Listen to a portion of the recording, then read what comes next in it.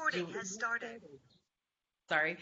It would be interesting to explore what's happening on the US side, what kind of initiatives are happening on the Africa side, and then, hopefully there's some kind of learning exchange so that, the conversation should be as much as possible conversational. I'll love to start up conversations, but, please feel free to piggyback on what another panelist has talked about. So we are in unprecedented times. And so, with worries of an economic recession and technology disrupting what we know as, what we've known as being the commercial structure for most of, for a long time for the music industry, what kind of models should we be looking at in this quote unquote new normal? So I want to just start by formally introducing the panel of four that we have. I'll start with Sam. Sam is a global media, entertainment, and digital industry expert. He's worked in the US, he's worked across Africa. In 2009, he joined Viacom as MTV Network Business Development Manager here in Nigeria, where he worked for and created campaigns for LG, Coca-Cola, Cadbury, and a whole lot of other brands. He also acquired the master license of Trace TV West Africa, which is a 24/7 music platform, and has been able to actually expand that to include different other channels, which include Trace Niger, Trace Jama, and Trace Gospel. He's also instrumental in starting up STV, which runs on a platform here in Africa called Star Times. He is the managing director of Trace. And then we have Azim Rashad, who is a seasoned entertainment executive and strategist at global brands like Motown Universal, Atlantic Capital, Rock Nation, and at Columbia Records, where he has worked with cultural icons and industry leaders for over 2 decades. The list is incredible. Everyone that I love, from Mary J. Blige to Sam Smith, Neo, Migos, Diddy, Jay-Z and Beyonce, Erykah Badu, John Legend. And this is just to name a few. He's also worked with a lot of influencers.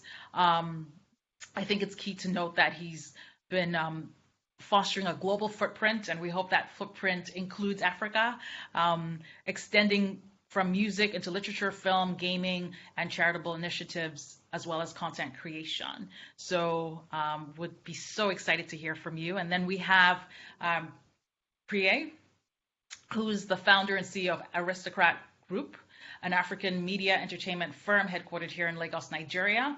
He also works as a media and entertainment consultant. His passion and dedication for finding lasting solutions to the problems facing the African media and entertainment industry has gained him a great reputation across the continent. He has also built a very strong track record in the area of artist and business development over the past decade.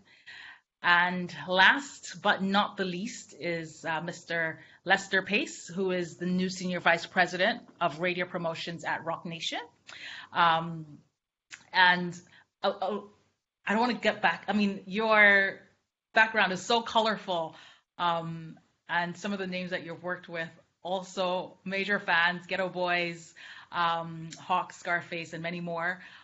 He's kind of pivoted and is working on his own promotions company, which he's actually been doing since 1998, called Setting the Pace Promotions. And this company was formed to help independent artists and labels receive the same type of attention that major artists and labels were receiving. Some of the names that he'd worked with at that point were Yo Gotti, Dem Franchise Boys, Young Jeezy, to name a few. Currently, he's also been working with names such as Drake, Monica, and was very instrumental to Chris Brown, his song Freaky Fridays. I thought that was pretty cool, reaching monumental heights in terms of streams and what have you. So I'd like to open up the floor, and I'll start with Lester. In terms of how artists and labels can look at different ways and strategic ways of monetizing their content now that we're facing the same things that you're facing in the States in terms of lockdowns, limited capacity for people to actually go out and engage in the traditional sense. What kind of ways are you exploring in terms of new ways that people can actually monetize their music content? Well, I think it all started in when the whole shift started back in 2008, 2009, when we got rid of the physical side of CDs. So it was already heading in that direction through streaming. And like I was Mm, speaking to Johnny and a few other people earlier, if if this would have hit when we were still selling physical product, we would have been in trouble right now because no one can go into the stores and buy CDs. And at that point in time, we was mad. Everybody hated streaming at that time, but now it looks like streaming has come to be our savior in this business. So a couple of artists that I've worked with and over things that I'm doing at Rock Nation, I'm pushing artists. You got to look at now. Artists will have to be able to do live performances online now. Instead, that's one of the big monetization parts that I think that people are trying to see how they can capitalize on and get artists, do live performance because people just want to see the performance and they want to hear that live entertainment. And I think it will help some artists and hurt some who can't right. perform. So that's going to be a key factor in that. And then you look at YouTube. I mean, even back in YouTube monetizing, back in the day, we only used YouTube for just to market and promote, just to get our video on there. I mean, it's little money that they're paying out, but it still adds up and everything. So I think those are the two main assets that I see in this pandemic that we're dealing right now that the artists can use to their benefits are those two sides that I think everything else, the streaming was already there, which has already played a big factor. But I think for us doing live performances online and the YouTube and putting more YouTube content up is what they can do. Azim, the same question in terms of how artists can monetize their content. Thank you for having me as well, and I appreciate it. I think that one, let's hit all the high points. I think that I would look at artists today to really look at this as an opportunity to really take a look at their businesses and what they're doing. We've been in the streaming model here going on about roughly 10 years, and really I think as a sole source of income for the last 5 or 6 years. But there's Wow. so many artists who have actually not taken advantage of the platform. You'd be surprised on whether they're signed to major labels or independent artists who don't have consistency throughout their platforms. They're one thing on Twitter, there's something else on Instagram, there's something totally different on SoundCloud. So I think today, right now, is a great opportunity for them to sit down and really look at their business, how their business is structured, how their partnerships are structured, and also look for an opportunity to expand what they've been doing. So if they've only been living on SoundCloud, can they now beef up their YouTube following? If they've only been on YouTube and vice versa. I think the other piece of it is an opportunity for everyone to, as we used to say, the fan experience is what's so important. So what Lester talked about performances, but merch deals, opportunities to go out and get that ancillary income from maybe not that you may not be able to get Coke and Pepsi, but you may be able to go get a small soda company or the local car dealership or opportunities for organizations like that to use your music and to get your face out there. I think that, hopefully we all hope that we're going to be back outside at some point, but I think that we should take the lessons we're learning today and keep them for a later date because I think that, people are really going to get sidetracked and have a short attention span. And once they can go back outside and perform on a regular basis, they're going to forget about all these lessons they learned during this totally digital, platform we're having right now. Just to kind of piggyback on what you've said, if I'm an artist and I don't have those kind of structures and I don't have that kind of expertise, where should I be looking for that? Am I leaning on my record label for that? Am I going and just kind of hiring a total different management or social media management to work on my brand? How do I put those kind of structures around me to be able to monetize that space? Well, I think both. I think one, the old school, and I'm sure there are companies that actually still put artists in a situation where there's more of a ownership versus a partnership situation. But I think a lot of Okay. labels now specifically are looking for partnership artists who can go out and do their own thing. I Okay. always say we're in the amplification business. No label's ever really been able to make a star. You come in as a star, and what labels do, they polish you up and they give you an opportunity to build on that platform. And I think nowadays what artists should be doing, those who are signed, they need to really take this moment and dig into their business, spend more time with their product managers, spend more time with the digital person, spend more time with the commerce people to really understand how they can be effective and releasing their product and making their product shine brighter. I think if you're an independent artist, to your point, my number one thing is always find an expert. And in 2020, there's so many experts who have independent organizations, independent companies, consulting companies. You can Google, you can look online, you can get referrals from people, whether they be in radio, TV, or film, that can actually help you find experts to help you do what you're doing. I tell people often, the first conversation with someone who's trying to help you was, well, what's your budget? You're talking to the wrong person. I think you should really speak to people who want to get to know your business and want to get to know your vision. And then they may say, you know what, I'm not the person for you, but maybe I can put you on with setting the pace because this is what they do. Right. So I was going to come to you setting the pace very quickly, because that's kind of what you've done, right? To try to help artists to position themselves out and give them the support that a record label possibly could not. So what would setting the pace do for an artist, or a company like setting the pace do for an artist in this space to help them monetize? Well, I don't deal with the company right now, but when I set up setting the pace at the time, I was working at Interscope, and I used to go into and Johnny used to probably be there too, and we used to go into this guy Bobby OJ's office in Memphis to radio. So we sit in radio to go talk about our records, and then we had this little young cat sitting in here with his record trying to get it played on the radio. So I saw at that time, like I told somebody, you wouldn't go to court without a lawyer. Right. So I said, we're going to be, they need to have somebody like a lawyer represent them to go sit down, because we have the relationship with this program director and speak on their terms and speak the lingo that we know how to speak, and give him the statistics and things of that nature to try to get their records played on the radio. So at that time, when I did it, I said, my whole concept to independent artists would say, be independent but major. You know what I'm saying? So that was a term that I wanted to express to them. You still be independent, but you got to think like a major label, work like a major label, do all the things they do, but on a smaller scale. So I would tell artists, if you didn't have enough promotional dollars to work Tennessee, Arkansas, and Mississippi, you work that like it's the United States.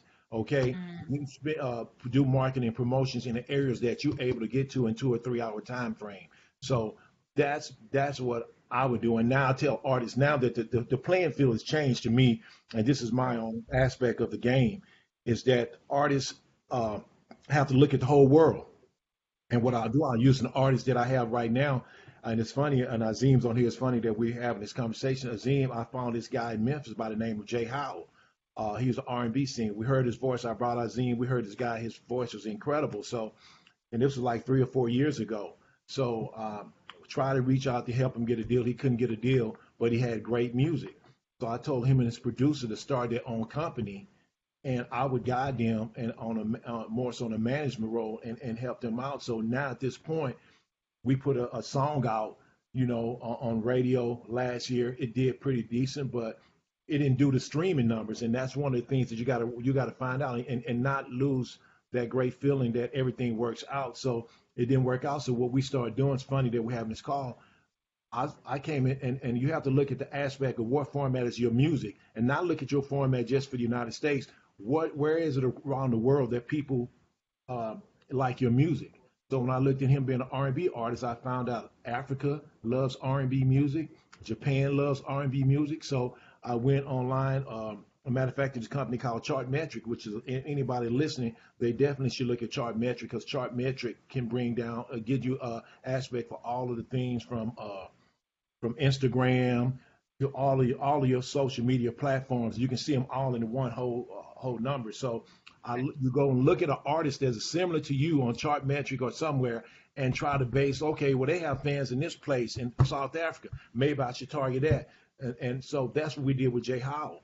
So we end up, I think a few months ago, he was only moving like 1,000 streams in South Africa alone. So we started buying Instagram ads and promote them in Johannesburg and all through South Africa. So here it is 2 months later. Now he's moving 25 to 30,000 streams a week in South Africa. And he did it. And then the next thing I do, I said, we need to go live in those places. So he wanted to perform at 8 o'clock at night, which is 2 or 3 o'clock in the morning in South Africa. I said, that's cool. But what we do now, let's perform at 12 o'clock. And then maybe you need to come back, and we're talking now to go do a performance just for South Africa, just for that other part of the world, a certain time that they're going to tune in and do this. So I think artists have to look at the whole world and not look at one area now, because it's a worldwide business now. Points well taken. Sam, you're on the broadcast end. How do you speak to how artists can monetize their content now and actually just moving forward? Because I think there'd be some kind of anticipation that things may not necessarily return to the normal, well, anytime in the near future. So this needs to be like a strategy at play that's more long term. What do you see, and what's your advice? Sure. Well, thank you, and very interesting. I'd like to say a few things. One is that first of all, for those that don't know, Trace is traditionally a broadcaster, but we've expanded our remit, solidly over the couple of years. We do have a full content, audio content distribution arm to the business, where we have thousands and thousands of up and coming African artists, as well as some bigger artists, where we help them monetize their stuff on the global platforms from YouTube and Spotify and Deezer and so on. But before I come back to the content bit, I just want to dovetail into both what Lester was saying, but specifically as Azim talked about, the monetizing again on YouTube and the big global platforms. And one of the key things that that speaks to both what they were saying is to keep in mind that for outside of the States, or at least outside of the West, that the streaming platforms, the streaming destinations are not all defined yet, and it's still a very dynamic market. And we find that while obviously a kid like Burna or WizKid or David, or for that matter IOJ, right, are able to to hit significant numbers, whether it's with the diaspora, African diaspora audiences, or penetrating into the actual to the wider audiences in the West. That back on the continent, we're not only monetizing on those platforms and to a lesser degree, but oftentimes direct to consumers through mobile, through platforms that may not be known or popular in the West, such as Boomplay. Boomplay is a Chinese streaming platform which is built based on the fact that there's 100 million of the company's phones in the marketplace. I just spoke to you and spoke on the earlier call about a new deal that we have with Music Time, which is MTN. MTN being Africa's largest telco company, and focused on a new streaming platform direct to their over 150 million subscribers across the continent. So while understanding of the Western models and the need to be there and to go with with professional, as both Lester and as he said, having people by your side who know the markets, who know how to talk to radio pluggers and program directors, etc., is critical. Also to be aware of and not take the African artists' eyes off of the platforms locally. I find that some of the biggest artists, while they may be making good money off of their streams in the West, you find mid-level African artists who are cleaning up and doing very well on a regionalized basis or within a certain niche, whether it's spread across Africa. I love what was being said about recognizing that they love R&B in Africa and in Asia and so on, and they're it's one thing. And it's critical to shoot for the stars and be that superstar that's going to be all over Apple Music and so on and so forth. But on your way up, there are niches all over the place, both music lovers, platforms, and ways to reach that audience. Now, as a broadcaster,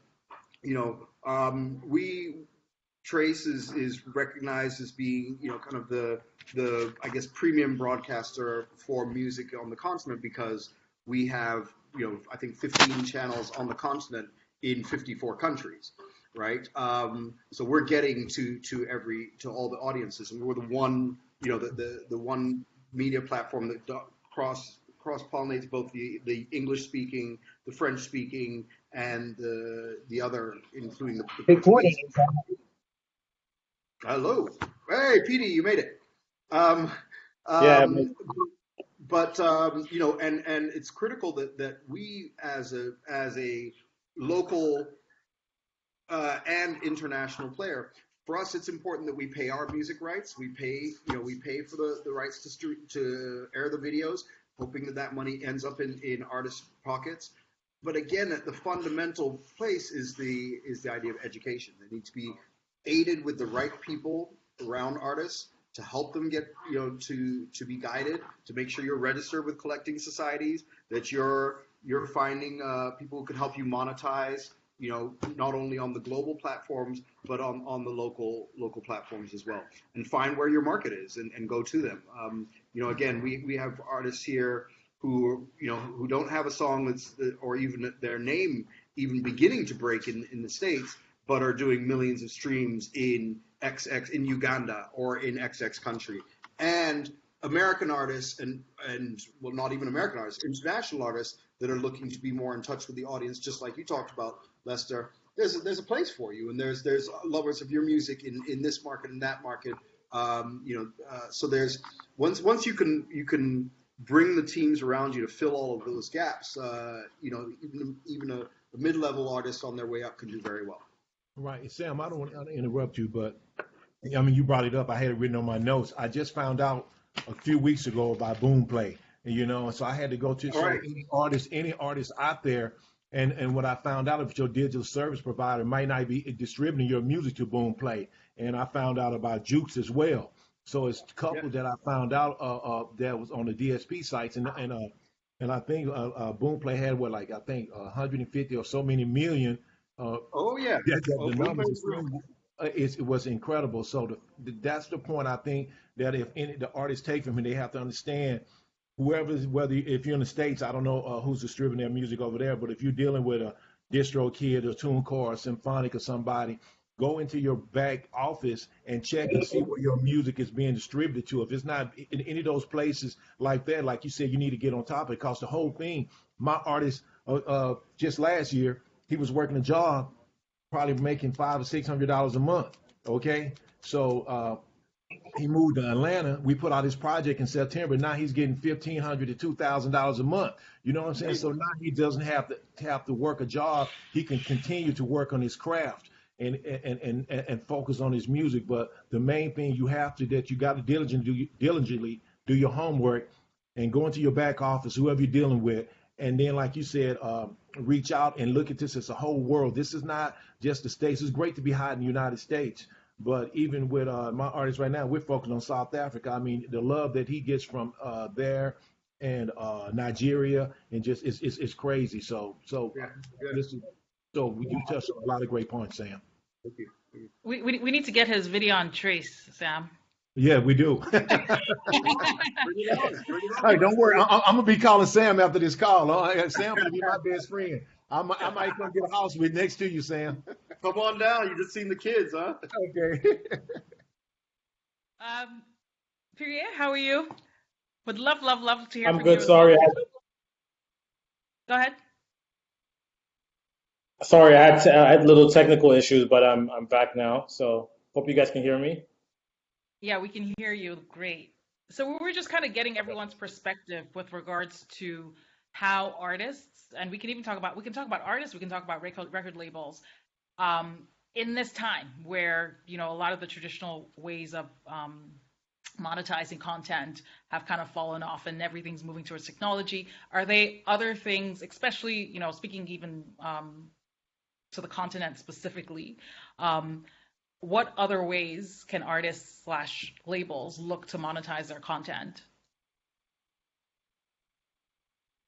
Right now in this climate, the key thing for us prior to the coronavirus pandemic was live and doing a lot of brand supported activations or brand supported sponsorships and everything. That, of course, is taking a nosedive, especially on the live side.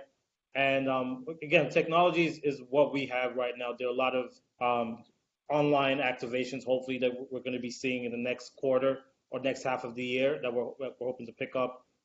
And then just using the platform, I think this is a good time for us to be able to, for the artists and the labels to be able to engage with their core fan base. We're still trying to figure out how to best monetize in this situation. I don't think that anyone has like a surefire way of monetizing. The bigger artists will attract brands online.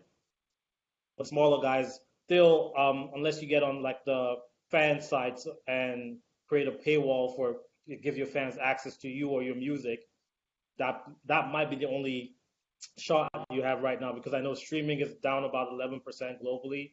So it's not. I still think we're still in the stage of figuring it out. You know, especially because our market again was heavily dependent on live. Interesting.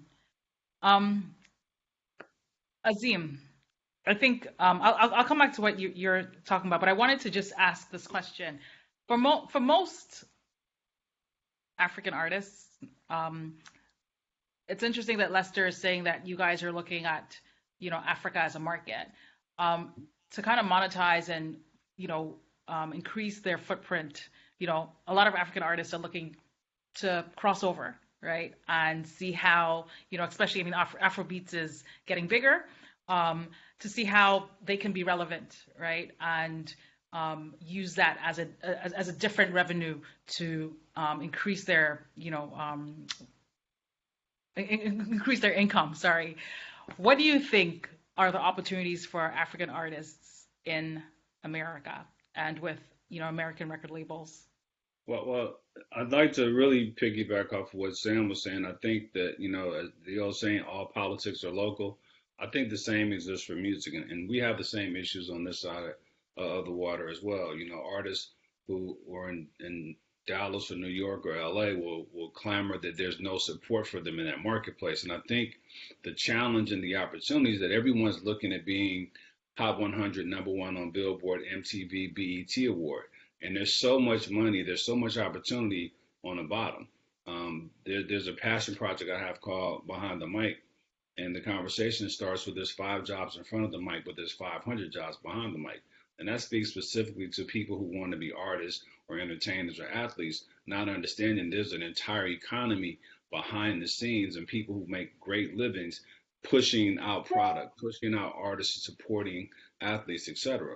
On the music side, the entire ecosystem was built for anyone who touches the music to actually make money. And I think the biggest challenge and the opportunity, especially I think in the millennial and post-millennial age, that everyone wants to be an artist. And honestly, music is actually not a birthright for you to be a rapper or a singer or a musician, right? Technology has allowed everyone access to it, but the talent level has to be there. That's the first thing. And people need to really understand that there's a higher level of talent that you have to have in order to command a dollar for your service. And so with that being in mind, I would push people to really look at their local economy. I know a couple artists who did not make it on the big stage, but wound up being in touring and cover bands and actually making more money than artists that actually got signed, right?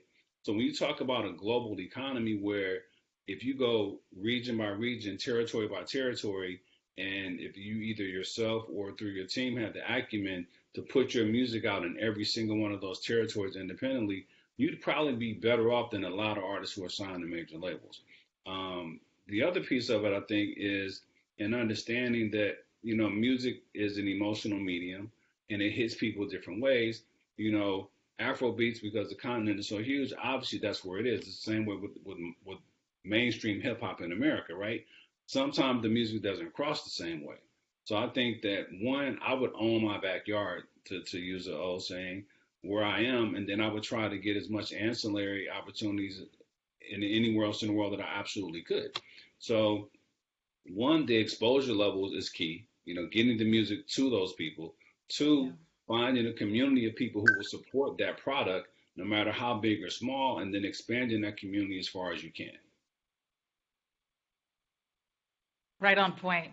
Right on point. Sam, I see you shaking your head. Do you think that African artists work enough to monetize their product right here, as opposed to looking and seeing how they can cross over. Yeah, I hate to jump in out of order here, but I mean, I hear all day long, every day about artists, you know, and it's understandable. It's glamorous, right? I mean, you see Drake or Jay or whoever, and of course, and that's all right, and that's fine and well, but plot your way to that. And you know, I often say to African artists, I'm like, man, it's tricky enough to become a superstar once. Now you want to do that a second time. That's, you know, it's not easy, right? And again, I'm not hating on trying to become international or global, but you know, own your own backyard. And Azim, you just used that phrase, and you know, it's funny enough. Somebody made me remember how seasoned guys like Azim, Lester, and I are in this industry. PD, I'm not putting you down. You're in there too.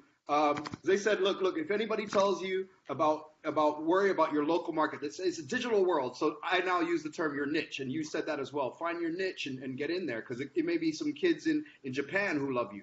It may be some, you know, a bunch of guys in Haiti, whatever it is. So find that niche. But anyway, I just want African artists to also be conscious of, you know, take advantage of what's right in front of you as well. Pri, would love for you to chime in, because I think you've had or you have artists that has actually crossed over and has been successful. How was that journey? How was that path? And would you say that it's obviously, I'm sure that particular artist, it's definitely been a very major rewarding experience in terms of the financial aspect of it, but one could say that that's like a 1 in a million chance. But how was that journey for you guys? I think we started with owning our own background. I'm from a Port Harcourt in Nigeria, and my first year I made sure I stayed local because I had like family support and I had the city behind me. It was a small city, small radio. We had like 6 radio stations, so it's a lot easier to conquer a small city with 6 radio stations than coming to Lagos. And then they gave us by the time we got to Lagos, we had a story to tell. We're the biggest guys out in Port Harcourt.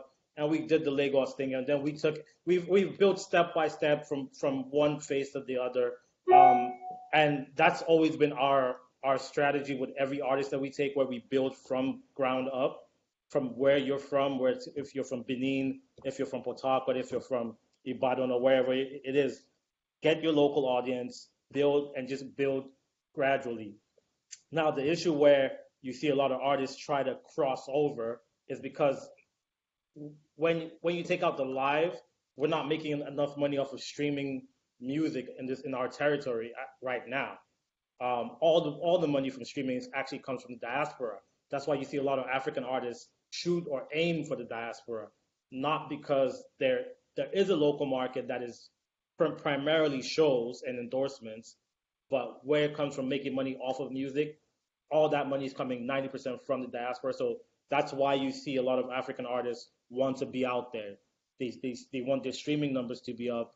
And unfortunately, apps like Boomplay and the local players are doing well. They're amassing a lot of subscribers and everything, but payment issues are still there. So you're not getting enough returns on the streams off of Boomplay and stuff like that. So the local platforms aren't really performing too well. So we're now left with looking at the global platforms like Apple Music and Spotify for earnings, and that's why you see a lot of focus on crossing over. But I've always been a believer in like owning your market, but when the market is still not developed to the point where there's enough returns in the market, then you start seeing people looking elsewhere. Well, I think to that point, it's about being ambidextrous as well. Again, you kind of have to do 2 things at one time. So you have to, as you did, right there in Nigeria, you have to own where you are. But as you start to develop in other territories, I think the problem is people try to bite off the whole world versus going market by market. So if you own Nigeria, let's go to South Africa, or let's go to Sub-Sahara. Like, figure out other places to go. To Lester's point about, because we came up together in the same region. I tell people all the time, if you can drive 3 to 6 hours, anywhere you can get to 3 to 6 hours, that's your next place. So if you think about it from, whether it be air traffic or by train, whatever, anywhere you can get to within a day's journey that you can now go and promote and market the same way you do locally. That's your next opportunity. And as you start to piece together those markets, it's like building, you're building your resume piece by piece by piece. And I think that once, again, to the point of being global and everybody, technology is amazing. Once a few people get on, then you can figure out how to expand it globally. But I think the problem is people want to go all the way across before they take those baby steps. And I think you should build it step by step. Right. And just to speak on that, Azim, I'll use an artist like, say, for instance, Yo Gotti. I remember back, I first started dealing with Yo Gotti back in 2002. So every artist's path is not going to be the same. I think we look for instant success.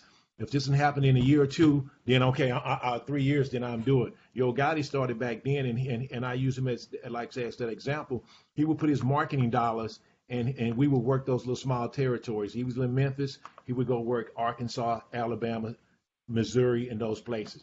And you have to realize his career really didn't super blow up on a national level. You talk about 2010, 2011. So it was 8 to 9, 10 years, but all during that time, he was still monetizing himself and able to take care of his family and make a good life. So I think everybody want to be a superstar, but you don't have to be a superstar. You can be a great artist in a certain area, not be on a platform as everybody else, and you never know how long that how long it would take to get to that level or wherever you want to be comfortable in this business. Everybody's not going to be a Drake, a Beyonce, or somebody, but you can make a good enough money in this business to take care of your family. I mean, if you look at any area, right, whether it be sports, music, entertainment, even business, there's only a small percentage of people that are at the top. Whether it be American football, whether it be traditional football, whether it be basketball, baseball, whether it be music, there's only going to be a certain amount of key players, right? Everybody can't be the starting quarterback or the lead halfback. There's only going to be a certain amount of people that are at the very top, but it takes an entire team and it takes an entire network of people to make the whole industry move forward. So I think that we're not shooting people down. I'm not telling people don't shoot for the stars, as Sam says, but I think that you have to find a middle ground. And if you are lucky enough and have the opportunity to blow up globally, absolutely, you should be, if you've done your work along the way, you'll be ready for that success. But B, you take that opportunity, and when the star fades, so to speak, you'll be able to come back down and continue your business. Talking about, I'm not sure if it was Azim or Lester that kind of mentioned that, I think it was Lester, that every path for every musician isn't necessarily the same. So you have musicians that are looking at maybe setting up their career independently, and those that are looking to kind of get tied up with a record label. What should inform, and I'll give this to Create, what should inform an artist's decision whether they're looking to start up by themselves? I think with like social media, there's no reason why anyone should give themselves a head start. But what are the advantages and disadvantages of both sides?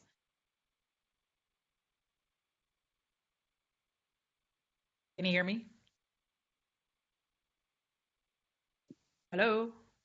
What was the question for? Oh, sorry. It was for Priya.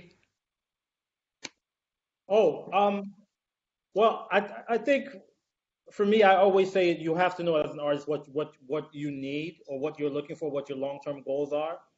I don't believe everyone is built for a major label system. Some people are better off independent, but that's based on what you as an artist are trying to achieve.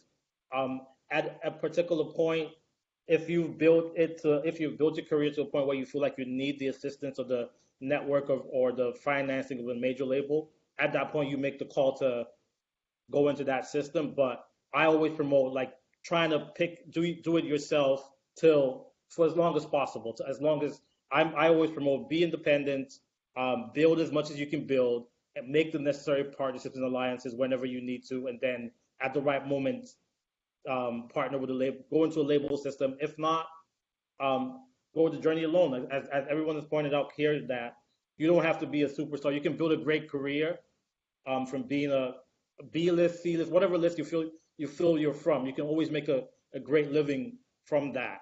Now, I know in the local market here, it's a bit challenging because it almost seems like there's only money for the top 1%, and then the remaining 99% are just left with nothing. Unfortunately, we don't have the infrastructure where you could easily get up and go from city to city or country, or like, for instance, now Ghana is a big market for the guys out in Lagos or Nigeria. It costs a lot of money, and it's a lot of hassle to be able to move from Lagos to Ghana, or Lagos to Port Harcourt, or Lagos to Abuja. So the infrastructure deficit that we have from being a developing country does make it a little bit more challenging for the guys at the bottom to be able to earn. And then of course again the streaming platforms and everything. But I still say there's a way to map out a career for yourself and build gradually.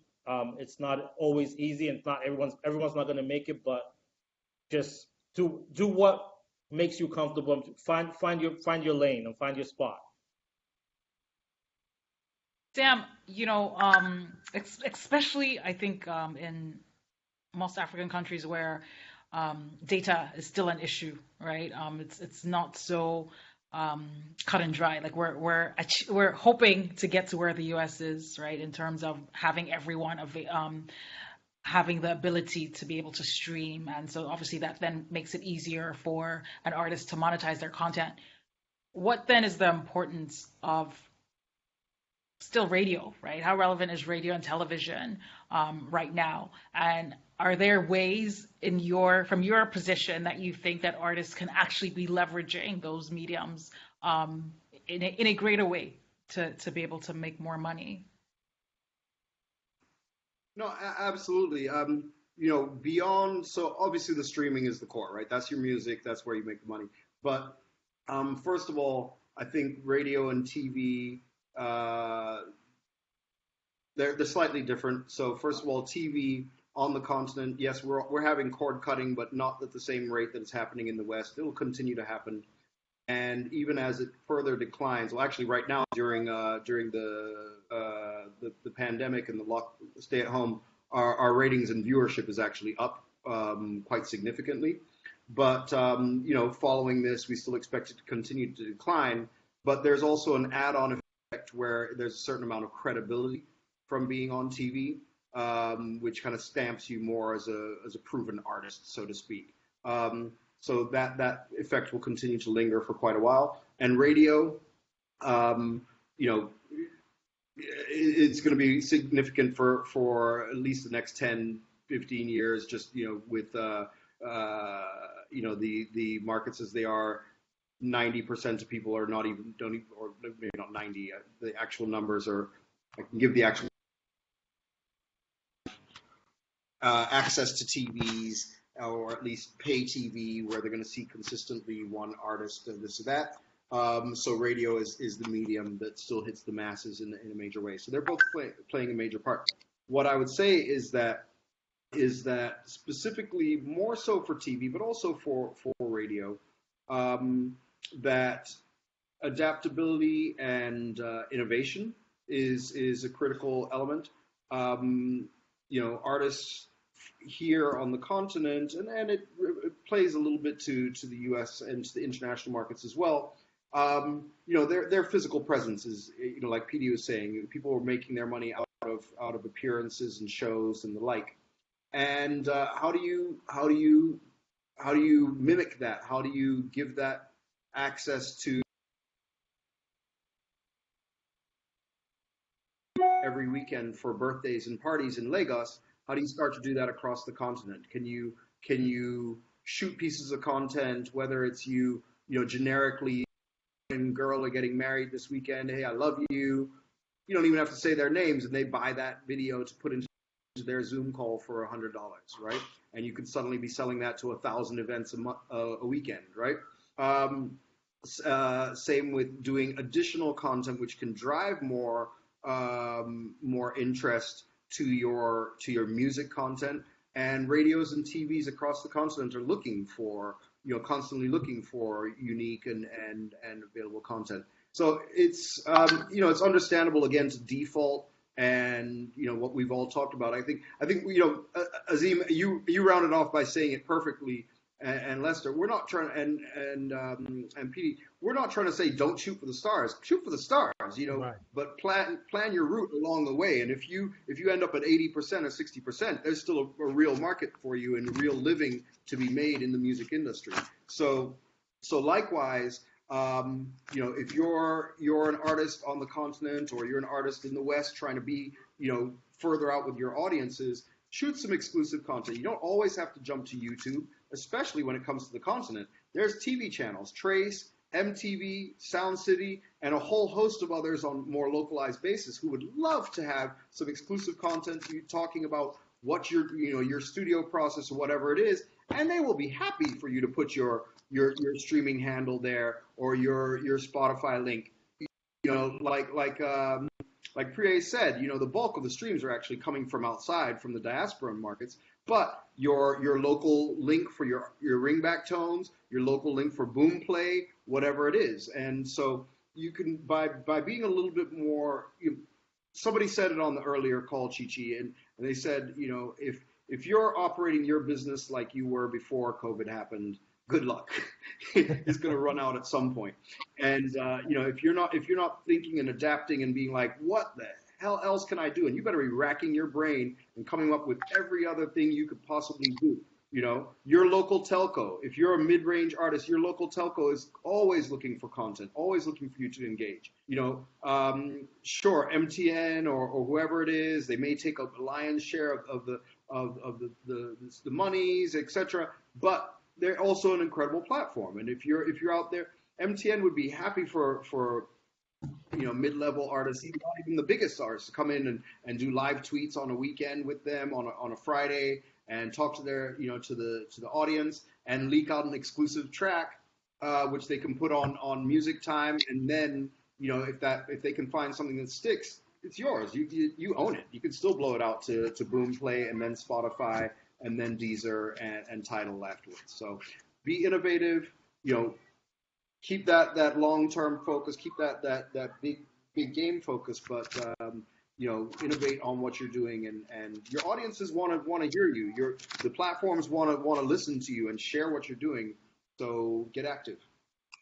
And to piggyback on what Sam just said, radio to me, if it's an important, you're not a star till you get on one of these platforms. You know what I'm saying? You may be good and you might stream and do a lot of things, but everybody still wants to be on TV. Everybody still want to be at the awards and that nature. So I tell people in this music industry now, I look at artists, I tell them radio is like the paint job on a car. Okay? Before that car gets the paint job, you have to go test drive and get it and run it through all the things to make sure it's ready to go be sold for that many dollars. But before you put it on that showroom floor, you got to put that nice paint job, tires and everything, and that's what radio and TV plays that important part for any artist to me. Can you, Lester, obviously right now your focus at Rock Nation is radio promotions, working as the senior vice president there. How do you use that vehicle on a day-to-day basis with your artists to create different? What you talking about? With the artists on Rock Nation? Yeah. Yeah, the artists on Rock Nation. Well, it's basically it's you bringing so many people with expertise in a group. Like I bring my radio and marketing experience, and then we have the product managers and everybody. So now you got that whole group of people who bring in all their different expertise, and we put it all together to say, okay, this business plan to go here. This person right here going to work the social media. What we're going to do at radio. So we have our conference calls, and we bring out all those things together. That's what you got to you almost have to create a team as an independent on that same scale. But that's what we do for our artists at Rock Nation. We get them a full, because certain records don't go on the radio. We come with a plan, like just to be honest, like we got an artist, matter of fact, a Jaden Smith's project that's coming out. So we may not even go to radio because it doesn't fit any of the platforms we want to go to radio. So how do we market him? So we have to go in, and whether it be through the video content that we're going to present, all the different things on social media, from Triller and all these other platforms that are open and work those angles. So having all those people in a room with the different expertise, what brings that whole package together. Azim, I think, a lot of times when artists think about music, they think about, monetizing from a sense of like commercials, selling their songs. But there are other ways that music can be used, whether it's in film, whether it's in commercials, like the less obvious ways of monetizing your content as an artist. Can you speak to any creative ways that don't necessarily have to be, just putting out a hit song, that artists can start to, shape their brand to offer different services? And then while you're on that topic, even though this is not necessarily that panel, but I think you bring up a very important point, which you said earlier, that the music industry isn't just about being the artist, right? There are different things that you can do to be part of the industry and make a living off of that. I think sometimes because when people think of music, they just see the artist, right? And so they're thinking that, okay, so this is what this means. So if you can speak about, once again, the various ways that musicians can capitalize on their talent, and then the different opportunities that people can actually get into in terms of the business executive side of the industry. Well, I mean, listen, they always say it always starts with a song. So I think that as far as, the actual music piece of it, having a commercially viable piece of music, and again, it doesn't have to be a 10 times platinum seller, but something that melodic that people want to hear and repeat over and over again. There's jingles, there's commercials that you talked about, television and film syncs, even songwriting. Those are all opportunities for you. Necessarily, if you, as the artist or the producer of the music, can't be the front forward facing individual doing it, that you can get your voice being heard. But again, it goes back to the connectivity of it being emotional to someone liking it enough to do it. Like, I say about the music business today, it just takes you in a room of 100 people to say that you're dope and you got it. And that's it. And you want to expand that exponentially until you get to a point of full market penetration. It's not easy, obviously, but again, you have to start somewhere. I think as far as behind the mic and jobs behind the scenes opportunities in all aspects of entertainment, it allows people who have a love for whatever it is. If you love sports, but you're not an athlete, you can be a trainer, you can be a coach, you can be a statistician, you can be a commentator, right? Those are jobs and opportunities that keep you around the sports environment without you actually being on the field. For music specifically, since that's what we're talking about, there's a thousand jobs you can do. Everything from being a studio technician. If you're good with computers, the digital space is where we currently live. So everything from being an aggregator at a distribution company to being a social media specialist. I have a 14-year-old daughter. She's doing a personal internship for me now. She's going to be my social media coordinator for the summer. Wow. Songwriting, as we talked about, publishing, engineering. You like to drive tour buses? Guess what? You can make $1 million driving tour buses across the country, or even in other parts of the world. Pilots, people who have private planes. Like there's literally nothing you can't do if you have a love for music, but aren't necessarily an artist or aren't artist intensive, that you can do it. Lester and myself, we made a career doing, and Johnny did it as well, being promotion people. Music, being the voice of the artist, being the frontward-facing piece of the record label. I know here in the United States, I guess over in Europe and in Africa, they call them pluggers. The promotion person is probably the only person you will see on a consistent basis. And the way that person actually got their opportunities, they were probably loquacious, a lot of times very outgoing, had a personality, but they knew everybody. They knew where the best hair salon was, where the best barbecue joint is. They had a way of talking themselves into things, and that became an opportunity because it's a sales job, right? You're trying to convince someone to do something that they either don't have the time, bandwidth, or even the thought process of doing it. So there's so many things you can do behind the scenes, but I think just to be around the product and to be around the music, if that's your goal, and you're not an artist, you're not a singer, you're not a musician, there's things you can do that actually can be very fulfilling. And I'm proud to be one of those people behind the scenes.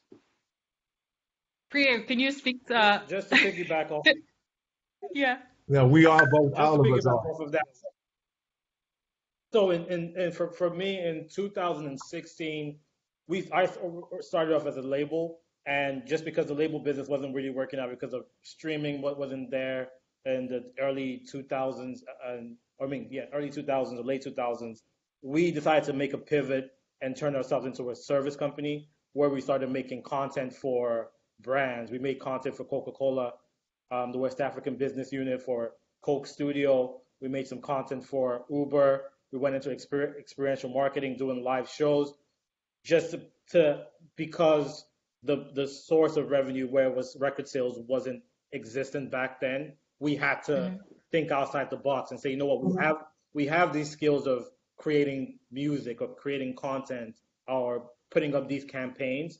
Why not we take those skills and pitch them to brands that are looking for music related content or music related campaigns? And we did that for about, we've been doing that, and we're still doing that actually, alongside running the label business, because in the market that we are in, as I said, the traditional record sales are not existent still. They're growing. There's improvement in that, but you have to think outside the box. You have to be innovative, and that's a decision that we had to make to stay in business, basically. So I would say the same thing to an artist, where you have some great design or songwriting skills or whatever skills that you've been able to acquire from being an artist or being around the music. You should be able to take that and flip it and turn that into a service. I think our industry right now is probably, you make more money off of being in the service space,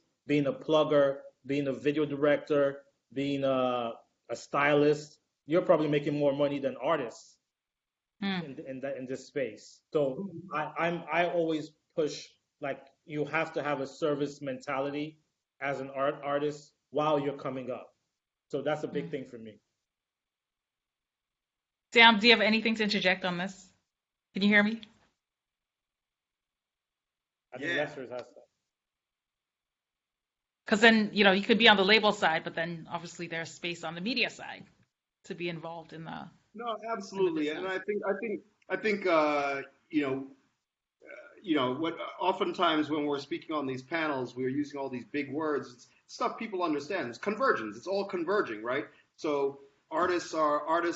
I mean, we have great examples here on the ground of artists who started off kind of as comedians, and they're making more content and then turned into artists, and now they're brand ambassadors, but they're also movie stars, and so it's all one space, and nobody loves anything more than a great celebrity, right? Great celebrity, and again, whether that celebrity is on the scale of a global superstar or you're a local champion, you have so many ways in which to take your notoriety, and the same applies for a label that maybe is not, hasn't got that celebrity, but knows the act of working with celebrities and getting excited, getting excitement. At the end of the day, so it's what brands and not even to forget brands. That's what the audience wants. They want to be excited and have some fun, and how can we help them get to that, either through a celebrity or in partnering with a brand or helping brands connect with them. It's all in one space. And so, digital is driving that additional convergence. COVID and Corona is even furthermore accelerating it. And hence, my thing of, if you're doing stuff the same way you were doing even 6 months ago, get active and get thinking. If somebody had asked me, and maybe most of us on this call 6 months ago, if we could run our business, 90% at home, I'd have wanted to say yes and thought we were cool to be, cool enough and smart enough and hardworking enough to work remotely. But now, hell yeah, I'm considering closing the office, So that's a lot of people are doing. And so we get so used to the ways we're doing it. And I don't mean to, but definitely think, innovate, look, talk to people. If you ask the right questions, people will give you the answer. So for those that are listening to this, Ruche, can you do that a little later? Sorry, my son's playing football. For those that that are listening and watching into this panel, think actively. There's no gatekeeper. There's nobody who's trying to keep you out of this industry. We want new blood. We want fresh ideas. We want fresh people coming in. And some of you have the answer out there. And whether you're an artist or you're a guy behind the scenes, as we all proudly were able to raise our fists and say that I've been around this music industry. I'm not the best artist. I do still spark my voice here and there.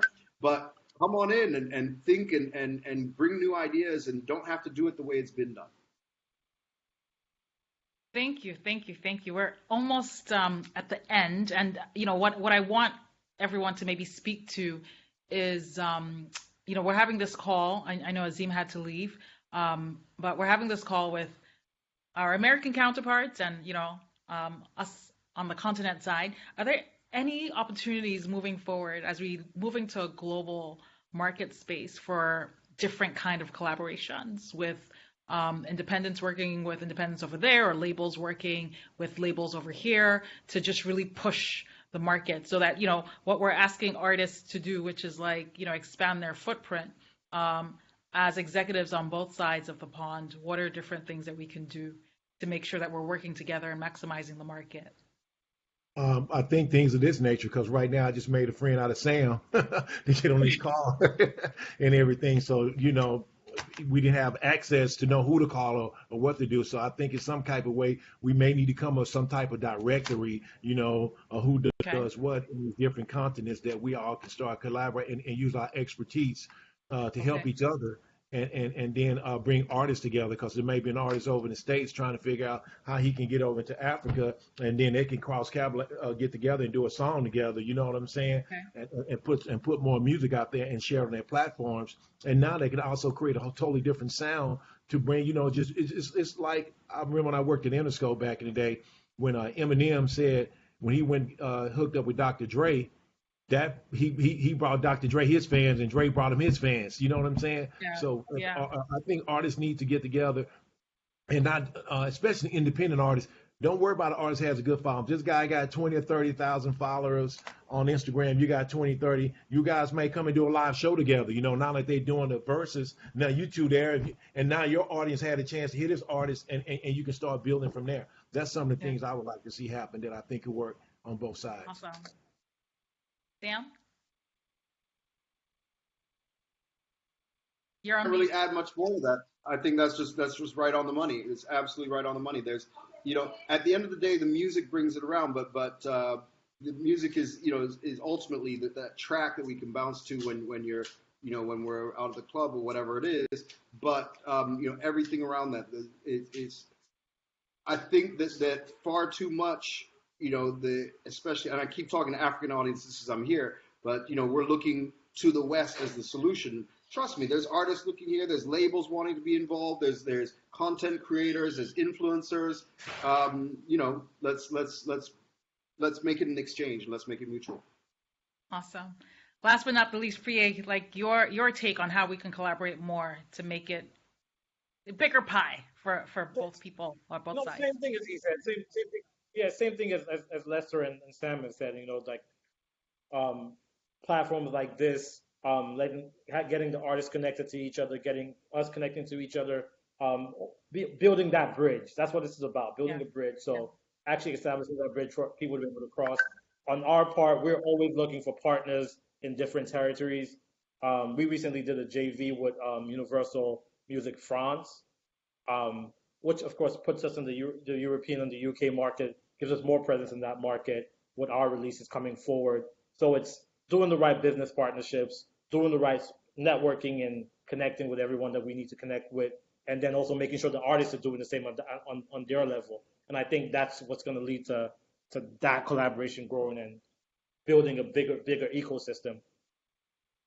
Thank you. I think that's key, and that's really what this is about, is figuring out how we can work together and continuously exchange ideas. I think it's one thing to say that, we are in a global market, but you kind of have to know who's actually across the globe. And so the takeaway from this one, and, for each one of these panels that we're having, we're identifying an actionable step that we want to be a part of to move the conversation forward, so that it's just not a conversation.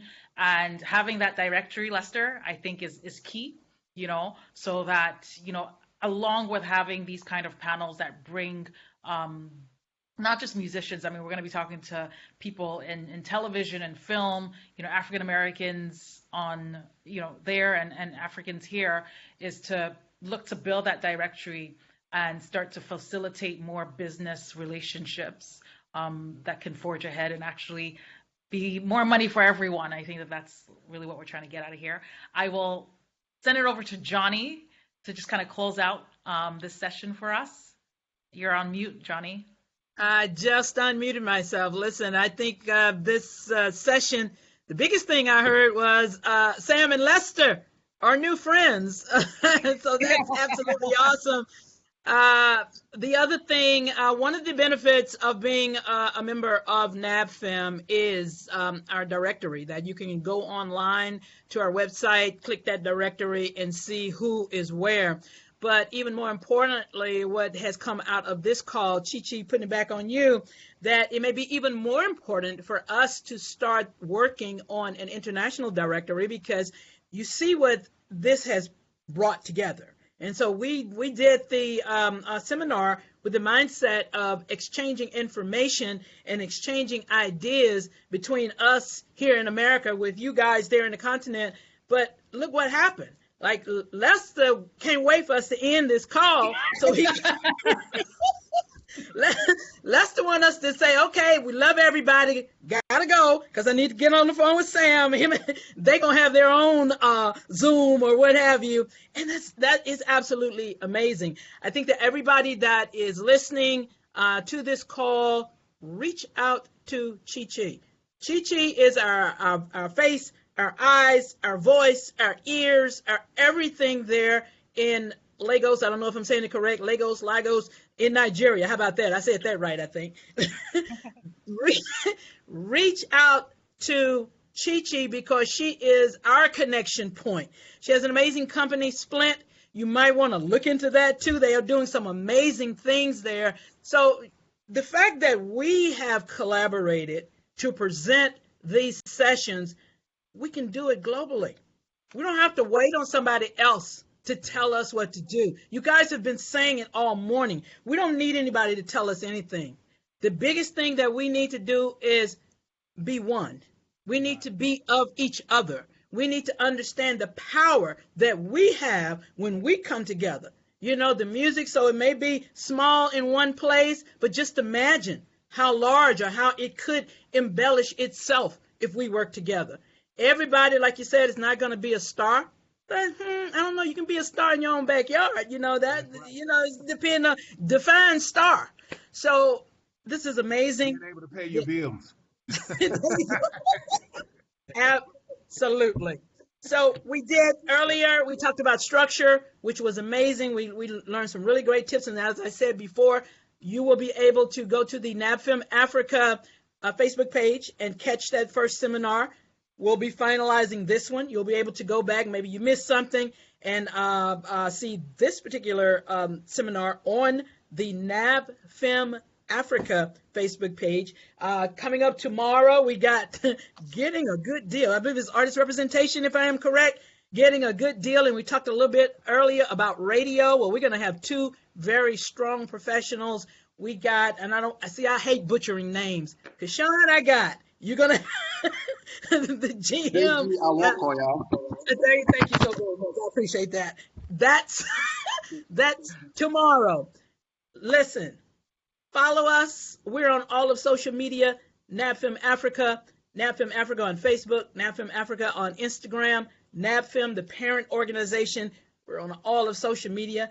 Follow me. Hell, I'm NABFEME Prayers. I'm out there too. So I'm telling you, like Leslie, I'm trying to keep up too. But right. It is so important for us to understand and respect what each of us bring to the table. The information, the collaboration, the knowledge, the connection is what makes this powerful. So I want to see that Sam and Lester team. I want to see that. And hopefully we can be the catalyst for other collaborations. We can be the catalyst for some really great things happening. Like I said, we don't need anybody to tell us what to do. We already know. So now we just got to do it. What's that thing? Just do it. So I always like to end these with the splint because I want anybody in Africa that is watching this and in Lagos that is watching this, please reach out to ChiChi. Please connect with Splint. Of course, connect with us, but you know the beauty of that? We are one. So if you connect with her, I'm going to know about it. If you can't connect with me, she's going to know about it. So we are NABFEME. And again, it's the National Association of Black Female Executives in Music and Entertainment. And I thank each and every one of you for joining us today. Lester, Paris, Sam, and Azim had to run. But listen, you guys taking the time out to share information, share knowledge with us, absolutely astronomical, amazing. You have no idea what you have done for our brand. And we hope to be able to do something to enlarge and embellish your brand. Like I said, we are one. So I thank you, thank you, thank you. Johnny, before you go, Thank you have you. to tell them. you. You have to reference the Burna Boy speech during the BET Awards that you said you were going Oh to talk my about. goodness. How could I forget that? How could I forget that? When Burna Boy won on the BET Awards, he won the Best International Artist. And, you know, he didn't say a lot, but he said the world. He talked about what's going on in this country as it relates to all of the protesting following the murder of George Floyd and Breonna Taylor and Ahmaud Arbery. So many people that are being, should I say, murdered through police brutality and other things. And so there's a lot of protesting that's going on in this country. And what's driving that protest is a theme called Black Lives Matter. And what Burna Boy said that was so prolific, he said, for Black lives to matter, Africa must matter. So what he said in that was, hey, we are one. We got to come together. So you guys are saying black, you black, I'm black, we all black. So in order for Black lives to matter, Africa must matter. So that is another reason why this seminar series is so important. Africa does matter. I told ChiChi before we even started, I said, a lady called me yesterday and said, tell everybody on the call, because she's, you know, unable to join us, but she said, be sure to tell everybody on the call. They're the lucky ones, because at least they know where they're from. They know their background. They know who they are. So we can learn from them. And so that's what this is about, us exchanging information and learning from each other to empower ourselves and empower whatever it is that we're doing. So again, thank you to everybody. Thank you so much. Thank you. ChiChi, I'm gonna be reaching out to you too, and I need to get everybody's number if you can. You can send me everybody's contact. Yes, Thank no you. worries. I'll definitely do that. Thank you so much. Bye, guys. All right. Thank you, Johnny. Love you. All Love right. you. Thank you. Where it is, there it goes.